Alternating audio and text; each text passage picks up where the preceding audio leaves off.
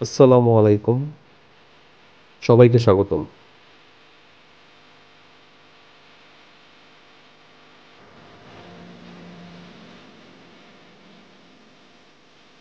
জীবনে প্রথমবার যাচ্ছি বাংলাদেশের শস্য ভান্ডারখ্যাত বরিশাল জেলায়।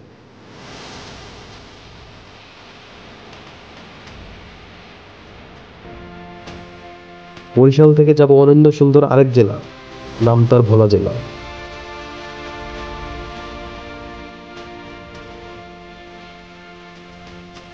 সিলেটের কদমতলী বাস টার্মিনাল থেকে সাগরিকা পরিবহনে প্রায় 11 ঘন্টার যাত্রা শেষ করে আমি নতুল্লাবাদ বাস টার্মিনাল বরিশালে পৌঁছাই সকাল 6টায়। সেখানে সকালের নাস্তা করে চলে যাই বরিশাল লঞ্চ টার্মিনালে।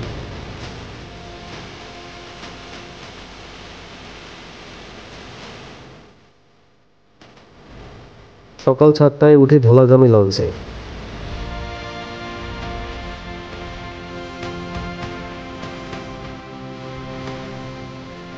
জন প্রতি টিকিটের ভাড়া পড়েছিল মাত্র 150 টাকা।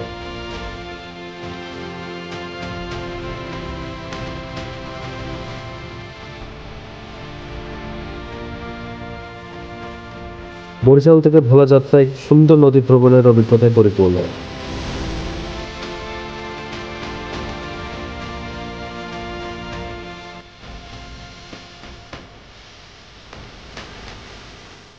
দক্ষিণাঞ্চলের এই দুই জেলার মধ্যে নৌপথে যাতায়াত সবসময় জনপ্রিয় একটি মাধ্যম।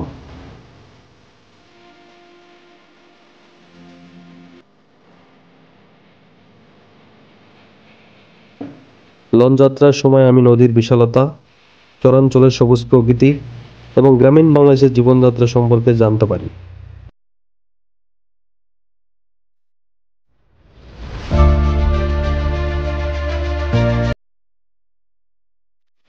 সকাল 9টায় আমি পৌঁছে যাই ভোলার ভেদুয়া লঞ্চ ঘাটে।